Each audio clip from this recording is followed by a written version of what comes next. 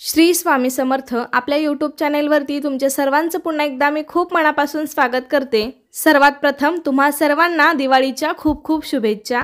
तर आज आपण दिवाळीतील लक्ष्मीपूजन अगदी साध्या सोप्या पद्धतीने कसं करायचं हे मी तुम्हाला दाखवणार आहे। दिवाळीतील सर्वात महत्त्वाचा दिवस म्हणजे लक्ष्मीपूजन। लक्ष्मीपूजनाच्या दिवशी म्हणजेच अश्विन अमावस्या संध्याकाळी योग्य मुहूर्तावर जर तुम्ही लक्ष्मीची पूजा केली तर तुमच्या घरातील लक्ष्मी स्थिर राहते आणि आपल्याला वर्षभर सुख समृद्धी ऐश्वर्य आरोग्य धनसंपदा प्राप्त होते। म्हणून या दिवशी लक्ष्मीपूजन तसेच कुबेर पूजन देखील केले जाते। तर आज आपण साधी सोपी विधिवत लक्ष्मीपूजा कशी करायची ते पाहणार आहोत। त्याच सोबत लक्ष्मीपूजनाचा शुभ मुहूर्त मंत्र सुद्धा मी या व्हिडिओमध्ये सांगितलेला आहे।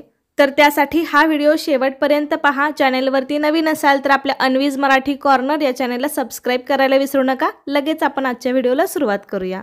या वर्षी रविवार दिनांक 12 नोव्हेंबर 2023 रोजी लक्ष्मीपूजन केलं जाणार आहे। लक्ष्मीपूजनचा शुभ मुहूर्त सायंकाळी 5:59 पासून ते रात्री 8:33 पर्यंत, म्हणजे सायंकाळी 6 ते रात्री 8:30 पर्यंत तुम्ही कधीही लक्ष्मीपूजन करू शकता। या सायंकाळच्या मुहूर्तावरच आपल्याला लक्ष्मीपूजन करायचं असतं। लक्ष्मीपूजनची मांडणी करण्यापूर्वी आपलं घर आधी आपण स्वच्छ करून घ्यायचं आहे। सुरुवात तुळशी पूजनापासून करायची आहे। सायंकाळ होताच तुळशीजवळ दिवा लावायचा, तुळशीची पूजा करायची, उंबरठ्यावरती लक्ष्मीची पावलं काढायची आणि त्यानंतर मग घरातील लक्ष्मीपूजन तुम्ही करू शकता। ह्या पूजेसाठी बरंचसं साहित्य लागतं, त्यामुळे तुम्ही आधी तासभर मांडणी करून ठेवू शकता, साहित्याची जुळवाजुळव करून ठेवू शकता, मग योग्य मुहूर्तावर पूजन केलं तरीही चालेल। ज्या ठिकाणी पूजा मांडायची आहे तिथली सुद्धा जागा स्वच्छ करून घ्यावी, तिथे पाट किंवा चौरंग मांडावा, त्यावरती लाल रंगाचं वस्त्र टाकावं। देवीला लाल रंग अतिशय प्रिय आहे, त्यामुळे इथे मी लाल रंगाचं वस्त्र टाकलेलं आहे। त्याचबरोबर आपल्याला जी काही सजावट करायची असेल ती आपण करून घेऊ शकता। इथे मी दोन्ही बाजूला 2 समई ठेवत आहे, कारण लक्ष्मीपूजनात समईचा देखील एक मान असतो, त्यामुळे आपण समई देखील लावायची आहे। पूजेला बसताना सर्व साहित्य जवळ घेऊन बसावं आणि पूजेच्या सर्व साहित्यावर आणि पूजेच्या ठिकाणी आपल्याला एका फुलाने शुद्ध पाणी शिंपडून घ्यायचं आहे। लक्ष्मीपूजनासाठी लागणारं संपूर्ण साहित्य याचा वेगळा व्हिडिओ आपल्या चॅनलवरती आहे, तो तुम्ही पाहू शकता। सर्वात आधी आपण अग्नीच्या साक्षीने पूजेला सुरुवात करूया। इथे मी समई प्रज्वलित करून समईची पूजा करून घेणार आहे। समईला हळदी कुंकू अक्षता फुल वाहायचं आणि नमस्कार करायचा। शुभं करोति कल्याणम आरोग्यम धनसंपदा शत्रुबुद्धी विनाशाय दीप ज्योती नमोस्तुते। दिव्याची पूजा करताना हा साधा सोपा मंत्र तुम्ही म्हणू शकता। पूजेला सुरुवात करण्यापूर्वी आचमन करायचं आहे, त्यासाठी डाव्या हाताने पळीने उजव्या हातामध्ये पाणी घेऊन ते प्राशन करायचं आहे। ओम केशवाय नमः।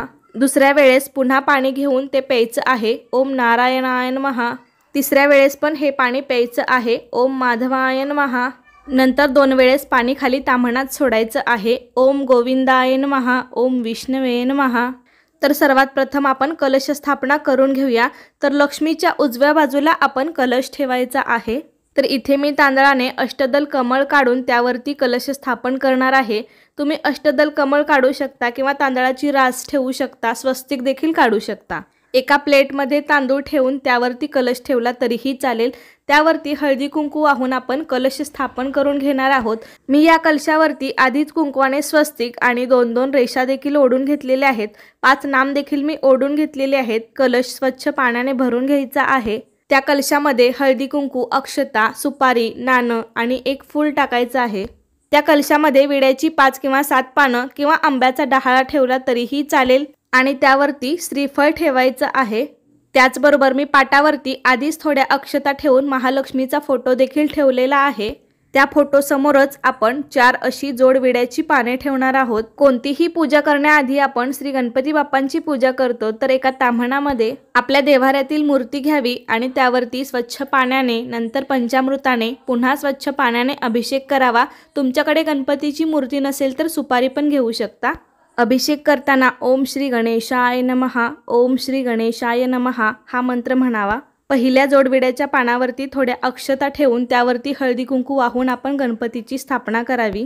तसेच तुमच्याकडे जर लक्ष्मीची मूर्ती असेल किंवा श्रीयंत्र असेल तर ते सुद्धा तुम्ही पूजेमध्ये ठेवू शकता।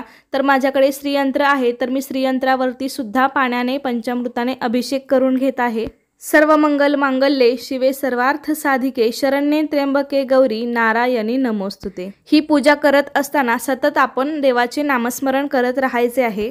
तर दुसऱ्या जोडविड्याच्या पानावरती मी श्रीयंत्र स्थापन करणार आहे। तर नेहमीप्रमाणेच थोड्या अक्षता त्यावरती हळदी कुंकू वाहून आपण श्रीयंत्र स्थापन केलेलं आहे। श्रीयंत्र ठेवल्यावरती त्यावरती कमळगट्ट्याची माळ ठेवायची, कारण कमळ हे माता लक्ष्मीला अत्यंत प्रिय आहे। या दिवशी लक्ष्मीसोबत कुबेर देवतेची ही पूजा केली जाते। तुमच्याकडे कुबेराची मूर्ती असेल तर ती तुम्ही घेऊ शकता, मूर्ती नसेल तर कुबेराचं प्रतीक म्हणून आपण सुपारी घ्यायची आहे आणि त्यावरती पाण्याने पंचामृताने अभिषेक करून त्याची देखील पूजा करायची आहे।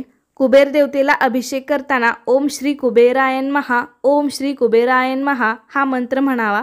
त्यानंतर पुन्हा एका तांबणामध्ये मी एक सुपारी घेतलेली आहे, ती सर्व देवांचं प्रतीक म्हणून घेतलेली आहे। ही सुपारी सर्व देवांची म्हणून घेतलेली आहे। यावरती सुद्धा पाण्याने पंचामृताने अभिषेक करून ती सुद्धा आपण विड्याच्या पानावरती स्थापन करणार आहोत। यावेळी अभिषेक करताना आपण आपल्या कुलदेवतेचं स्मरण करायचं आहे। लक्ष्मीपूजन सुरू असताना आपण आपल्या घरातील सर्व खिडक्या दरवाजे उघडे ठेवायचे आहेत। तसेच लक्ष्मीपूजन सुरू असताना कोणासोबतही आर्थिक व्यवहार करू नयेत, कारण या दिवशी आपण पैशांची देखील पूजा करत असतो। त्यामुळे या दिवशी आपण सायंकाळनंतर आर्थिक व्यवहार करू नयेत। तर या ठिकाणी आपण सर्व देवी देवतांना अभिषेक करून घेतला। सर्वात आधी गणपतीची पूजा करायची। गणपतीला चंदन हळदी कुंकू लावायचं, अक्षता वाहायच्या, फूल वाहायचं। त्याचबरोबर आपण जे श्रीयंत्र ठेवलेलं आहे त्या श्रीयंत्राची देखील अशीच पूजा करून घ्यायची। श्रीयंत्रावरती हळदी कुंकू, अक्षता वाहायच्या, फूल वाहायचं। त्यानंतर धनाची देवता कुबेराची देखील पूजा करून घ्यायची। हळदी कुंकू, अक्षता, फूल वाहायचं। त्याचबरोबर आपण जी सर्व देवांची सुपारी ठेवली होती त्याची देखील पूजा करून घ्यायची। चंदन हळदी कुंकू लावायचं, अक्षता आणि फूल वाहायचं। सर्व देवांना अगरबत्ती ओवाळायची। त्यानंतर आपण पाटावरती जो लक्ष्मी मातेचा फोटो ठेवलेला आहे तर त्याची देखील पूजा करून घ्यायची। तुम्ही मूर्ती ठेवली असेल किंवा फोटो ठेवला असेल तरी पण चालेल। पाटावरती थोड्या अक्षता ठेवून मी आधीच लक्ष्मीचा फोटो ठेवलेला आहे आणि त्या फोटोवरती लाल चुनरी देखील ठेवलेली आहे। फोटोला हार घालून घेतलेला आहे। लक्ष्मीला सुद्धा आपण चंदन हळदी कुंकू लावायचं, अक्षता वाहायच्या आणि शक्य असल्यास एक लाल फूल अर्पण करायचं। लक्ष्मी ही विष्णूशिवाय अपूर्ण आहे असं म्हटलं जातं, त्यामुळे महालक्ष्मीची पूजा केल्यानंतर आपल्याला विष्णूचं देखील स्मरण करायचं आहे। महालक्ष्मीची पूजा झाल्यानंतर आपल्याला ओम नमो भगवते वासुदेवाय नमः हा मंत्र 11 वेळा म्हणायचा आहे, कारण जिथे विष्णूची पूजा केली जाते तिथे माता लक्ष्मी प्रसन्न होते, त्यामुळे हा मंत्र आपल्याला म्हणायचा आहे। महालक्ष्मीची पूजा झाल्यानंतर आपण जो कलश मांडला होता त्या कलशाची देखील पूजा करून घ्यायची। कलशाला पण आपण हळदी कुंकू लावून, अक्षता वाहून, फूल वाहायचं आहे। तसेच तुमच्याकडे कवड्या असतील तर त्या सुद्धा तुम्ही पूजेमध्ये ठेवू शकता। इथे माझ्याकडे 5 पिवळ्या कवड्या आहेत, त्याची देखील मी पूजा करून घेणार आहे हळदी कुंकू, अक्षता, फुलं वाहून, कारण पिवळ्या कवड्या या माता लक्ष्मीला अत्यंत प्रिय आहेत। कवड्या या लक्ष्मीकारक असतात, त्यामुळे आपण कवड्यांची देखील इथे पूजा केलेली आहे। सर्व देवांना आपण कापसाचे वस्त्र घालून घेऊया। श्रीयंत्रावरती तुम्ही लाल पिवळ्या धाग्याचं वस्त्र देखील ठेवू शकता। तसेच या दिवशी धान्यांच्या राशीची देखील पूजा केली जाते। तर इथे समोरच मी थोड्या अक्षता ठेवून त्यावरती धान्यांनी भरलेले सुगड ठेवणार आहे, कारण लक्ष्मी म्हणजे केवळ पैसा अडका नसून सोने, नाणे, संपत्ती, संतती, धान्य, गुरेवासरे हे सर्व लक्ष्मी समजलं जातं। त्यामुळे आपण धान्यांची देखील या दिवशी पूजा करायची असते। इथे मी 5 सुगड ठेवणार आहे। काही ठिकाणी 7 सुद्धा ठेवतात किंवा काही ठिकाणी ठेवले सुद्धा जात नाहीत। तुमच्याकडे जशी पद्धत आहे त्यानुसार तुम्ही करू शकता। या ठिकाणी मी एकात नाणी, एकात लाह्या बत्तासे आणि बाकीच्यात धान्य भरून घेतलेलं आहे। लक्ष्मी पूजन दिवशी लाह्या बत्तासांना खूप महत्त्व असतं, त्यामुळे आपण या दिवशी हे अवश्य ठेवायचं आहे पूजेमध्ये। तसेच आपण केरसुणीलाही लक्ष्मी मानत असतो, त्यामुळे आपण या दिवशी लक्ष्मी पूजनात केरसुणी ही ठेवायचीच आहे। त्याचबरोबर आपण एक पानाचा विडा ठेवायचा आहे। त्यासाठी जोड पानाच्या विड्यावरती आपण खारीक, खोबरं, हळकुंड, बदाम, सुपारी हे सर्व ठेवायचं आहे। त्यावरती सुद्धा हळदी कुंकू, अक्षता वाहून एक फूल ठेवायचं आहे। त्याचबरोबर लक्ष्मी ही धनदेवता असल्यामुळे या दिवशी आपण पैशांची, सोन्याची, आपले जे काही पासबुक, ATM कार्ड इत्यादींची देखील पूजा करून घ्यायची आहे। आपली वर्षभराची हिशोबाची वही असेल तर त्याची देखील पूजा करावी। या सर्व गोष्टींवरती हळदी कुंकू, अक्षता, फुलं वाहायची आहेत। काही ठिकाणी फटाक्यांची देखील पूजा केली जाते। तर प्रत्येक भागानुसार थोडीफार पद्धत ही वेगवेगळी असते, त्यामुळे तुम्ही तुमच्या पद्धतीनुसार तुमच्या भागामध्ये जसं केलं जातं त्यानुसार तुम्ही करू शकता। ही सर्व पूजा आपण अगदी मनोभावे करायची आहे। या दिवशी आपण घरामध्ये कोणतेही वादविवाद, भांडणं, कटकटी अशा गोष्टी करू नयेत। तर मी या ठिकाणी सर्व दागिन्यांची, पैशांची पूजा करून घेतली। तसेच आपण केरसुणीची देखील हळदी कुंकू, अक्षता, फुल वाहून पूजा करायची आहे।